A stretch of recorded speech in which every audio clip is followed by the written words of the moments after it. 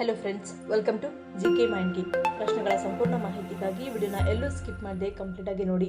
ಇವತ್ತಿನ ಪ್ರಶ್ನೆಗಳಲ್ಲಿ ಮೊದಲನೇ ಪ್ರಶ್ನೆ, ರಕ್ತದಲ್ಲಿ ಯಾವುದು ಹೆಚ್ಚಾದರೆ ಹಲವಾರು ರೀತಿಯ ಆರೋಗ್ಯ ಸಮಸ್ಯೆಗಳು ಎದುರಾಗುತ್ತವೆ?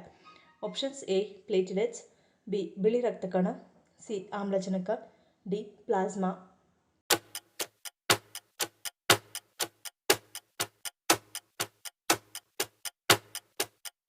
ಸರಿಯಾದ ಉತ್ತರ ಆಪ್ಷನ್ ಬಿ ಬಿಳಿ ರಕ್ತ ಕಣ. ರಕ್ತದಲ್ಲಿ ಬಿಳಿ ರಕ್ತ ಕಣಗಳು ಹೆಚ್ಚಾದರೆ ಸೋಂಕು, ಉರಿಯೂತ ಅಥವಾ ಅಸ್ತಮಾ, ಅಲರ್ಜಿಗಳಂತಹ ಪರಿಸ್ಥಿತಿಗಳಿರಬಹುದು. ಈ ಸ್ಥಿತಿಯು ವಿವರಿಸಲಾಗದ ಜ್ವರ, ಆಯಾಸ, ತೂಕ ನಷ್ಟ, ನೋವು ಅಥವಾ ಊತ, ಉಸಿರಾಟದ ತೊಂದರೆ ಮುಂತಾದ ಲಕ್ಷಣಗಳನ್ನು ಉಂಟುಮಾಡಬಹುದು. ಕೆಲವು ಸಂದರ್ಭಗಳಲ್ಲಿ ಇದು ಎಲುಬಿನ ಮಜ್ಜೆ ಮತ್ತು ರಕ್ತದ ಕ್ಯಾನ್ಸರ್ನಂತಹ ಗಂಭೀರ ಕಾಯಿಲೆಗಳನ್ನು ಸಹ ಸೂಚಿಸಬಹುದು. ಎರಡನೇ ಪ್ರಶ್ನೆ, ರಾತ್ರಿ ಮಲಗುವ ಸಮಯದಲ್ಲಿ ಮಹಿಳೆಯರು ಒಳ ಉಡುಪು ಧರಿಸಬಾರದು ಎನ್ನಲು ಪ್ರಮುಖ ಕಾರಣವೇನು? ಆಪ್ಷನ್ಸ್: ಎ ಆಮ್ಲಜನಕ ಕೊರತೆ, ಬಿ ರಕ್ತ ಪರಿಚಲನೆ, ಸಿ ಅಜೀರ್ಣ, ಡಿ ನಿದ್ರಾಹೀನತೆ.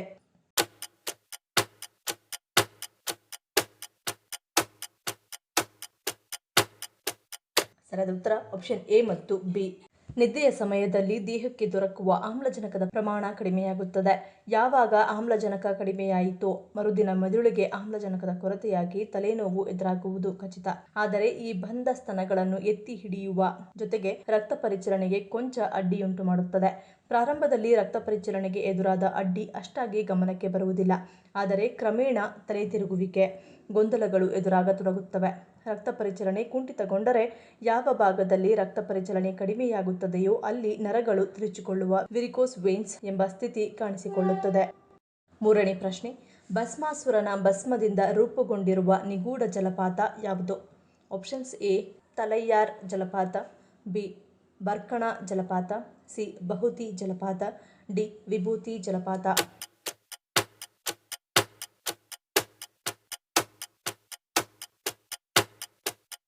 ಸರಿಯಾದ ಉತ್ತರ ಆಪ್ಷನ್ ಡಿ ವಿಭೂತಿ ಜಲಪಾತ. ಪಶ್ಚಿಮ ಘಟ್ಟದ ನಿತ್ಯ ಹರಿದ್ವರ್ಣ ಕಾಡುಗಳ ಆಳದಲ್ಲಿ ಉತ್ತರ ಕನ್ನಡದ ಗುಡ್ಡಗಾಡು ಪ್ರದೇಶದಲ್ಲಿ ಹರಿಯುವ ಜಲಪಾತವಿದು. ಭಸ್ಮಾಸುರನು ಭಸ್ಮವಾದ ನಂತರ ಆ ಭಸ್ಮವು ಸುತ್ತಮುತ್ತಲಿನ ನೆಲದಲ್ಲಿ ಹರಡಿ ಅಲ್ಲಿಂದ ಹರಿಯುವ ಜಲಪಾತದ ನೀರಿನೊಂದಿಗೆ ಸೇರಿಕೊಂಡಿತು ಎಂಬುದು ಇತಿಹಾಸ. ಈ ರೀತಿಯ ಹಿನ್ನೆಲೆಯನ್ನು ಹೊಂದಿರುವ ಈ ಜಲಪಾತಕ್ಕೆ ವಿಭೂತಿ ಎಂಬ ಹೆಸರು ಬಂದಿದೆ.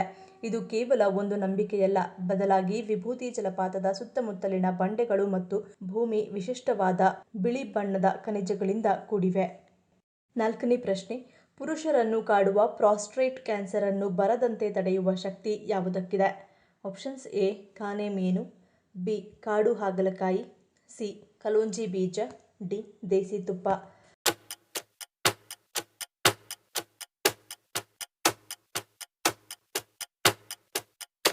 ಸರಿಯಾದ ಉತ್ತರ ಆಪ್ಷನ್ ಸಿ ಕಲೋಂಜಿ ಬೀಜ. ಕಲೋಂಜಿ ಬೀಜಗಳನ್ನು ಸೇವಿಸುವುದರಿಂದ ಪ್ರಾಸ್ಟೇಟ್ ಕ್ಯಾನ್ಸರ್ ಸಮಸ್ಯೆಯನ್ನು ತಡೆಯಬಹುದು. ಇದರಲ್ಲಿರುವ ಸಟಿವಾ ಪ್ರಾಸ್ಟೇಟ್ ಕ್ಯಾನ್ಸರ್ ಅಪಾಯವನ್ನು ಕಡಿಮೆ ಮಾಡಲು ತುಂಬಾ ಪ್ರಯೋಜನಕಾರಿಯಾಗಿದೆ. ಆದ್ದರಿಂದ ಪ್ರಾಸ್ಟೇಟ್ ಕ್ಯಾನ್ಸರ್ ಕೋಶಗಳನ್ನು ನಾಶ ಮಾಡಲು ಕಲೋಂಜಿ ತೆಗೆದುಕೊಳ್ಳುವುದು ಒಳ್ಳೆಯದು. ಐದನೇ ಪ್ರಶ್ನೆ, ಯಾವ ದೇಶದಲ್ಲಿನ ಕೆಲವು ಮರಗಳ ಎಲೆಗಳಲ್ಲಿ ಚಿನ್ನದ ಲೇಪನ ಕಂಡುಬಂದಿದೆ? Options: A China, B Austria, C Finland, D Japan.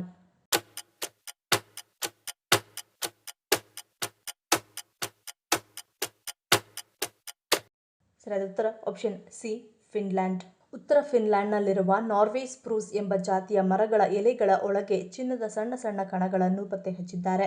ಇದಕ್ಕಿಂತಲೂ ಅಚ್ಚರಿಯ ವಿಷಯವೆಂದರೆ ಈ ಚಿನ್ನದ ಕಣಗಳು ಮರದ ಎಲೆಗಳಲ್ಲಿ ವಾಸಿಸುವ ಸೂಕ್ಷ್ಮ ಜೀವಿಗಳ ಸಹಾಯದಿಂದ ರೂಪುಗೊಂಡಿವೆ. ನಾರ್ವೆ ಸ್ಪ್ರೂಸ್ ಮರಗಳ ಸೂಜಿಯಾಕಾರದ ಎಲೆಗಳ ಒಳಗೆ ಕೋಟ್ಯಾಂತರ ಬ್ಯಾಕ್ಟೀರಿಯಾಗಳು ವಾಸಿಸುತ್ತವೆ. ಈ ಸೂಕ್ಷ್ಮ ಜೀವಿಗಳು ಬಯೋಫಿಲ್ಮ್ ಎಂಬ ಜಿಗುಟಾದ ಪದರವನ್ನು ಸೃಷ್ಟಿಸುತ್ತವೆ. ಇವುಗಳು ಒಂದು ರೀತಿಯ ಸಣ್ಣ ರಾಸಾಯನಿಕ ಪ್ರಯೋಗಾಲಯಗಳಂತೆ ಕೆಲಸ ಮಾಡುತ್ತವೆ.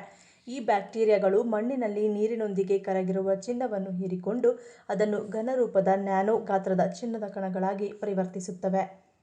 ಆರನೇ ಪ್ರಶ್ನೆ, ಯಾವ ರೀತಿಯ ಆಹಾರಗಳನ್ನು ಹೆಚ್ಚಾಗಿ ಸೇವಿಸುವುದರಿಂದ ಹೃದಯ ಕಾಯಿಲೆ ಮತ್ತು ಪಾರ್ಶ್ವವಾಯು ಬರುವ ಸಾಧ್ಯತೆ ಹೆಚ್ಚಾಗಿರುತ್ತದೆ?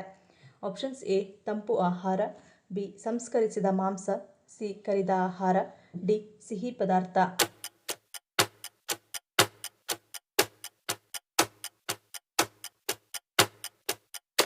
ಸರಿಯಾದ ಉತ್ತರ ಆಪ್ಷನ್ ಸಿ ಕರಿದ ಆಹಾರ. ಬೇರೆ ರೀತಿಯ ಆಹಾರಗಳಿಗೆ ಹೋಲಿಸಿದರೆ ಎಣ್ಣೆಯಲ್ಲಿ ಕರಿದ ಆಹಾರ ಪದಾರ್ಥಗಳು ನಮ್ಮ ಆರೋಗ್ಯಕ್ಕೆ ತುಂಬ ಹಾನಿಕಾರಕ. ಅದರಲ್ಲೂ ಪ್ರತಿದಿನ ಬಿಡುವಿಲ್ಲದೆ ಬಡಿದುಕೊಳ್ಳುತ್ತಿರುವ ನಮ್ಮ ಹೃದಯ ತನ್ನ ತಾಳ ತಪ್ಪುವಂತೆ ಆಗುತ್ತದೆ. ಕೆಲವರಿಗಂತೂ ಅವರು ಯಾವಾಗಿನಿಂದ ಎಣ್ಣೆಯ ಪದಾರ್ಥಗಳನ್ನು ಹೆಚ್ಚಾಗಿ ಸೇವನೆ ಮಾಡುತ್ತಾರೆ ಅಂದಿನಿಂದ ಹೃದಯದ ಕಾಯಿಲೆಗಳು ಮತ್ತು ಪಾರ್ಶ್ವವಾಯು ಸಮಸ್ಯೆ ಎದುರಾಗುವ ಸಾಧ್ಯತೆ ಹೆಚ್ಚಾಗಿರುತ್ತದೆ. 7ನೇ ಪ್ರಶ್ನೆ. ಬ್ರಿಟಿಷರು ಭಾರತದಿಂದ ಎಷ್ಟು ಚಿನ್ನವನ್ನು ತಮ್ಮ ದೇಶಕ್ಕೆ ಹೊತ್ತೊಯ್ದರು ಎಂದು ಹೇಳಲಾಗುತ್ತದೆ? Options A 4 ton, B 10 ton, C 50 ton, D 75 ton.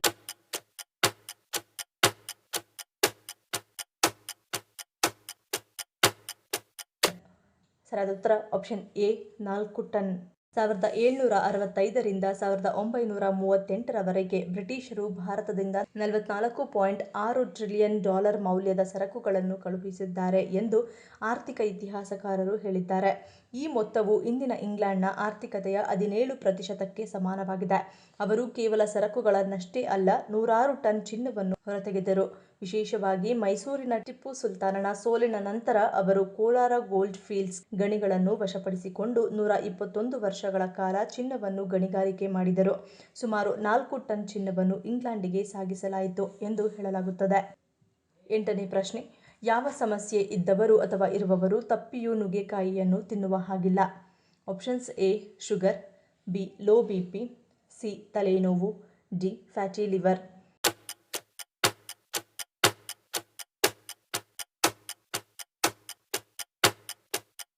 ಸರಿಯಾದ ಉತ್ತರ ಆಪ್ಷನ್ ಬಿ ಲೋ ಬಿಪಿ.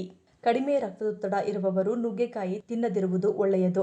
ನುಗ್ಗೆಕಾಯಿಗಳು ಬಿಪಿಯನ್ನು ಬೇಗನೆ ಕಡಿಮೆ ಮಾಡುವ ಗುಣವನ್ನು ಹೊಂದಿವೆ. ಈಗಾಗಲೇ ಕಡಿಮೆ ರಕ್ತದೊತ್ತಡ ಇರುವವರು ನುಗ್ಗೆಕಾಯಿ ತಿಂದರೆ ಬಿಪಿ ಮತ್ತಷ್ಟು ಕಡಿಮೆಯಾಗುವ ಸಾಧ್ಯತೆ ಹೆಚ್ಚಾಗಿರುತ್ತದೆ. ಆದರೆ ಅಧಿಕ ರಕ್ತದೊತ್ತಡ ಇರುವವರಿಗೆ ಇವು ನೈಸರ್ಗಿಕ ಔಷಧಿಯಂತೆ ಕಾರ್ಯನಿರ್ವಹಿಸುತ್ತವೆ. 9ನೇ ಪ್ರಶ್ನೆ. ಯಾರನ್ನು ಗುಡಕೇಶ ಎಂದು ಕರೆಯಲಾಗುತ್ತದೆ? Options A Arjuna, B Bhima, C Ravana, D Kumbhakarna.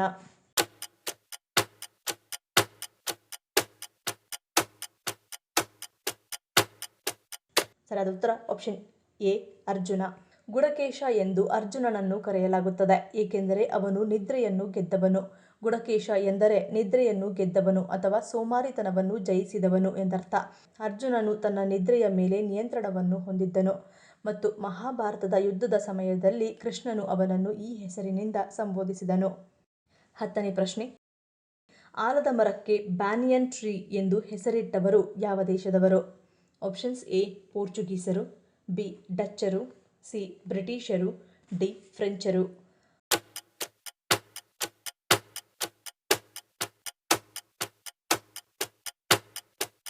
ಸರಿಯಾದ ಉತ್ತರ ಆಪ್ಷನ್ ಸಿ ಬ್ರಿಟಿಷರು. ಭಾರತವು ಬ್ರಿಟಿಷರ ದೌರ್ಜನ್ಯಕ್ಕೆ ಒಳಗಾದಾಗ ಹಳ್ಳಿಯ ಜನರು ಆಲದ ಮರದ ಕೆಳಗೆ ಹೆಚ್ಚು ಸಮಯ ಕಳೆಯುವುದು, ಪಂಚಾಯತಿ ಕಟ್ಟೆಯನ್ನಾಗಿ ಆಯ್ಕೆ ಮಾಡಿಕೊಳ್ಳುವುದು ಹಾಗೂ ಹಳ್ಳಿಗೆ ಸಂಬಂಧಿಸಿದ ಯಾವುದೇ ವಿಷಯದ ಬಗ್ಗೆ ಸೂಕ್ತ ನಿರ್ಣಯ ತೆಗೆದುಕೊಳ್ಳುವುದು, ಊರಿನ ಜನರೊಂದಿಗೆ ಸಂವಹನ ಏರ್ಪಡಿಸುವ ಕೆಲಸವನ್ನು ಕೈಗೊಳ್ಳುತ್ತಿದ್ದರು. ಅದನ್ನು ಗಮನಿಸಿದ ಬ್ರಿಟಿಷರು ಆಲದ ಮರಕ್ಕೆ ಬ್ಯಾನಿಯನ್ ಟ್ರೀ ಎಂದು ಹೆಸರಿಟ್ಟರು ಎಂದು ಹೇಳಲಾಗುವುದು. 11ನೇ ಪ್ರಶ್ನೆ. ನಾವು ನಿದ್ರಿಸುವಾಗ ನಮ್ಮೊಂದಿಗೆ ನಿದ್ರಿಸುವ ನರ ಯಾವುದು? ಆಪ್ಷನ್ಸ್ ಎ ಸಂವೇದನಾ ನರ, ಬಿ ಮೋಟಾರ್ ನರ, ಸಿ ಸಿಯಾಟಿಕ್ ನರ, ಡಿ ಸೀನು ನರ.